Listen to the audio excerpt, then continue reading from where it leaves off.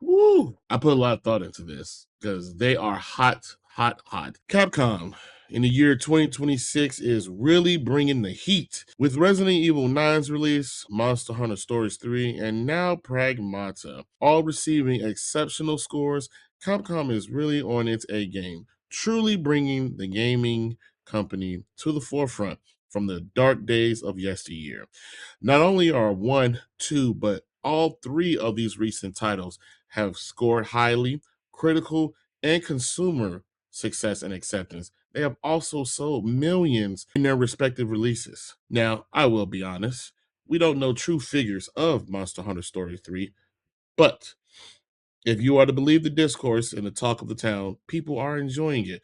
So I asked this question: can Capcom keep this momentum going with their final piece of the year, Onimusha's Way of the Sword? First off, I'm going to go ahead and say this. Capcom is killing it. Resident Evil 9, not only have they brought this series back from the jaws of death, because people, you can say whatever you want. Resident Evil 6 was terrible. Actually, you know what? I take that back. Resident Evil 6 was not a bad. Oh, you say No, so no, no. much random shit, so maybe catching me off guard. God damn. Hold on. I'm gonna course correct. It wasn't a bad game. It was a bad Resident Evil because I did enjoy myself. I actually platted.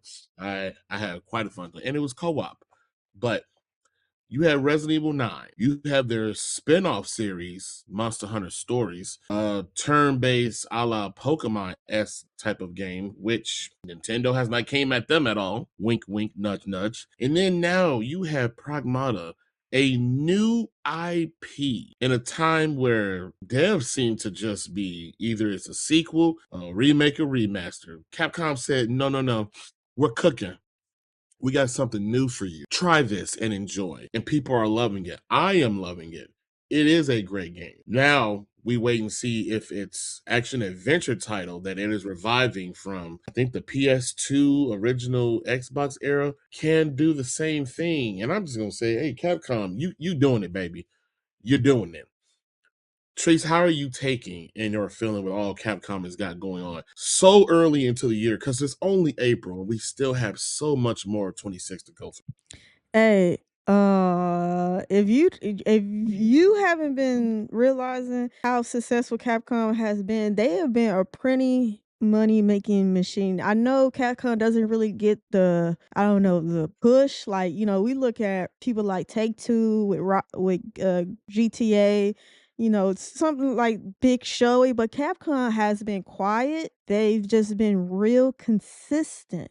And I think that consistency needs to be praised because you don't see that in gaming. Like let me just run through cuz Capcom has been consistent since basically Capcom of back in the 90s, like we're not really touching on that, but I'm talking since 2017, just pure printing money making, and it's not even nasty printing money making habits. Like, it's been very single player, narrative driven, well developed stories and well developed worlds and environments. So Resident Evil 7 Biohazard reset the franchise, and Monster Hunter World globally has sold 20 million plus copies. I mean, followed by Resident Evil 2 remake, 16 plus million copies sold.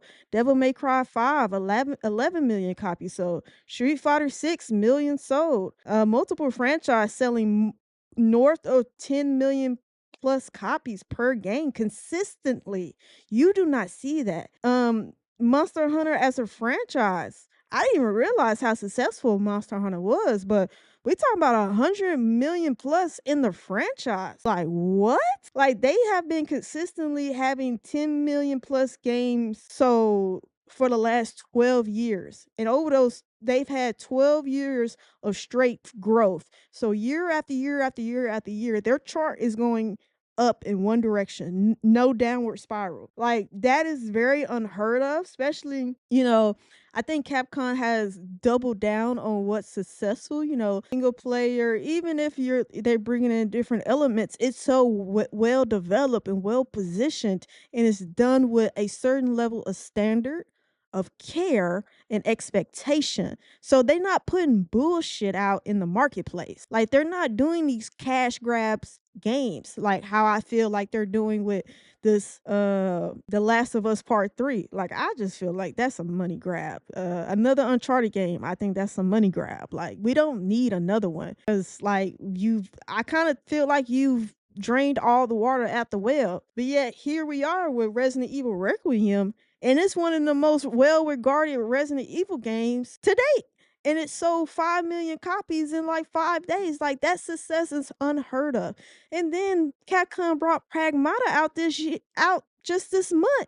It sold 1 million copies in over 2 days. So that's like they still staying true to some of their older IP, but then they're developing new IP. So they're really hitting on all cylinders. They got the OG stuff in the pipeline. They're respecting the franchise. They're respecting the brand of that OG stuff, and they're developing new stuff.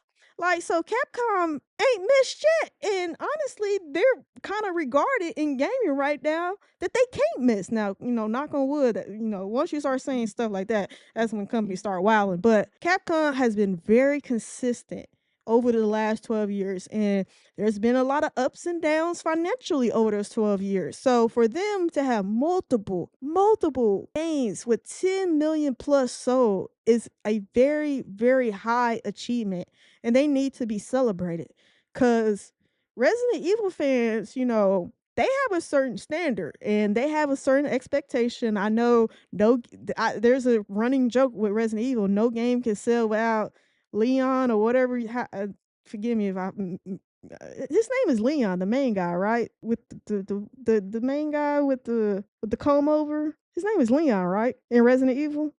Yeah, Leon S. Kennedy is who you're thinking Yeah. of. Yeah, Leon. Like, there's that running joke saying that no Resident Evil game can sell without Leon being a part of the story, whatever that may be. But these Resident Evil games have such a high standard, a high regard. Monster Hunter, they have a fan base that is very fanatic about that. Like, woo! Like, you can't, a lot of people don't even accept slander talk on Monster Hunter. You get blown up in the comments. So let me just say, I tip my hat off to Capcom. They are doing it. 12 years of straight growth, and they ain't had a miss in the last 12 years. And that's really a testament of how good the development and care Capcom is taking with their franchises. Whether they're old or older, let me not say old, people get offended. Older franchises or new franchises. Like it's the same consistency, it's the same standard, it's the same. And I think this is what you get rewarded with in gaming when you do have a certain level of care, attention, and standard for your projects. Like that is what gets rewarded. And I'm glad that Capcom has seen the success that they have because they said, hey, all that slop, all that quick money scheme, all that get rich fast microtransactions, live servers. We ain't on that. We got our lane, and we gonna double down, triple down, and this is where we putting our money behind. So hey, hats off to them. They have. And it started from many years ago when they decided to dig themselves out of the rut that they were in from Resident Evil 6, constantly trying to make Resident Evil a live service game with the reverse. And they were really trying to make a live service Resident Evil game, and it just did not work. It continuously failed. Each one, there was the Umbrella Core that was supposed to be the esports Oh shooter that they God, tried to make yes. that Ew. it failed day one because people did not buy it, which I'm still trying to figure out why they even sell that. It goes on sale for like $3. It's like, why? No one can play this if no one has it. They really turned things around with reinvesting into that gorgeous engine they have, the RE engine, aka the Resident Evil engine, which is a crowning jewel that made Resident Evil 2 remake, and they just used it across the board for everything. I don't know if you've taken a look at Onimusha, but everything they use with that is just phenomenal. Now there's a little bit of hiccups. I don't know if you know about Dragon's Dogma 2. People feel a little certain type of Yeah. way about that that engine was a little overstretched or used on that. It's not meant for open world games like that. They probably could have chose a different thing. But I mean, hey, at a time where everyone is using Unreal Engine 5 and everything is struggling, stuttering, having issues, they said, hey, we got this in-house. We're not going to use somebody else's engine and maybe they make money off of us. But you struck a chord with saying the level of quality that they have for themselves and the standards with their games. There are people out there that feel the Switch 2 version of Resident Evil 9 is the best version. And when I read that, I was completely just dumbfounded. Like, I'm sorry, what did you say? A port down version on a handheld you believe is better than the superior version of the PC, the PlayStation, and the Xbox? Even the PlayStation 5 has a pro enhancement for Resident Evil 9. And there are people that are like, oh, the handheld, it runs better. They got that gorgeous game to run on a Nintendo system beautifully. Beautifully. So I am just in awe starstruck. And don't get me started on Pragmata. I know you haven't played it, but I know you have your impressions from the Yeah, demo. That is yeah. one gorgeous ass Oh, game. it looked The good. hair physics alone that move around from that little girl, the details of the suit the main character Hugh wears, and the robots, all of it. That engine projects and shows that off in beautiful clarity. I'm not gonna lie to you. I don't know if you played any of the Onimusha games from back in the day. Did you? On No. PS2 or OG Mm-mm. Xbox? Okay, so they're I don't want to say they're hack and slash, but they're more action adventure titles. But the newer one, they're going full on action adventure with it. They have said numerous times it's not a Souls like. At a time where so many people are, trying to make a Souls like to make a quick buck, they reiterate that time and time again. But they have shown it off when they have the detail in it, how it can be approached from different ways. I know, I think it was an enemy. They were like, you can do one skill on it, or you could do this one and knocks his hat off and does another one. I am truly interested and psyched to see what goes on with the release of that. And then to the series that brought them back, Resident Evil, they're still going with that. I believe Code Veronica is the next game up to get the remake treatment. And I ain't gonna lie, I ain't play the original one. I ain't play none of them old tank control Resident Evil games. I missed those on PS1 and etc. But I did play, I got into Resident Evil with Resident Evil 5. That was the first one I played. I even had co-op on it. I enjoyed it. But I did play Remake 2, Remake 3, Remake 4, and give me more. Give me more. Now, I'll be fully transparent. Infamous here, I did not buy Resident Evil 9. I am a firm Resident Evil purchaser when it goes on sale or when Yeah. it has a gold edition where everything is included and I can just pay one nice little price and have it all. We reference our best friend in our group chat here many, many times on the show. I'm going to do another one. He swears by Resident Evil 9. He loved it so much. I think 3 weeks straight, he played it nonstop till he platted. That was just And how much he yeah, loved it. yeah. And he played it multiple times. And I'm like, what? Multiple times. Now, me, I like it, but I don't have the time that my friend does. When it's all said and done, it's cheap with $30 with all the DLC, the mercenary mode, and of course the infinite ammo. Whew. Infamous needs that. Got a lot going on here, but I just wanted to show and give recognition to a dev studio that has put aside the bullshit and said, hey, you want single player, narrative, story driven games? You want something with some depth? You enjoy our games of this? Here you go. Because I've also heard how in depth the Monster Hunter series, I'm sorry, keep saying Monster Hunter, the Monster Hunter story games go, how it is quite like catching Pokemon, but just done Mm. better. You can catch these dragons, you can breed them, swap out traits and skills from one dragon and put into another. Sad, but to say, for this third entry, they took the online component out of it. No co-op, no battling. They made it strictly single player. I guess from data What? research to show. Yes. See, I didn't know that either. I own 1 and 2 on my Switch. Which one did we play? Oh, we played Worlds. We Okay. played Monster. We played Monster Hunter World, the regular series. And I'm just gonna say this, and I'm gonna get a lot of flack. So just brace yourself, trees. I don't know what the fuck you people see in that franchise. All right, I now have you can't say it like that. no, no, But I no, understand what you're because talking about. no. I gotta be honest. Infamous is gonna tell the truth. Damn it, I was goaded into buying that game by a Yes. recommendation of a friend. Oh my And they god. just swore up and down, oh, it's great. You gotta play it in co-op. Gotta play it in co-op. And me and Yeah. Tree, we played it, the He whole forced me to get story, from online. beginning to end. And then when we beat it, because motherfucker just kept saying, you gotta hurry and beat it. The real game starts when you unbeat it. When you beat the story. We beat the story. And the first thing it had me do was to hunt a monster I'd already hunted before, but it just had a palette swap. And I was like, oh A yeah, different that's the real fucking game. color. That's all it I was like, oh was. yeah, that's the real game. And I was like, so what am I doing? Oh, you're gonna Doing fight the all the bosses you same fought shit. before, Same shit but over again. Different color. not only that, just a different color, and now he's harder. I was like, motherfucker, I know you joking, right? Oh no, yeah. And you gotta regrind those monsters to get weapons. Oh I was like, god, no, yes, the we're not, grinding of that no, no, game. I we're not doing instantly that. told Infamous, I was like, I'm out. I'm out. No, we when I we beat the story, we were we both like, did yo, that I can't we do this. did that first one and it was the same one. And I was like, hold on, this Nope, motherfucker's just in a different color. And then the guy we were playing with it's was a like, different yeah. And color. I was like, I instantly text. I was like, I'm out. I'm out. Yeah. It's a no for me. Yeah, I don't understand it. And you know what? Maybe it's not for me to understand. All different types of games are made for all them type of players. But Yeah, yeah, Monster yeah. Hunter World, It's I just was like, not for no, I us. couldn't It's do just it. not for us. Couldn't do it. And then I'm all for co-op. Infamous and Trees, we love us some co-op.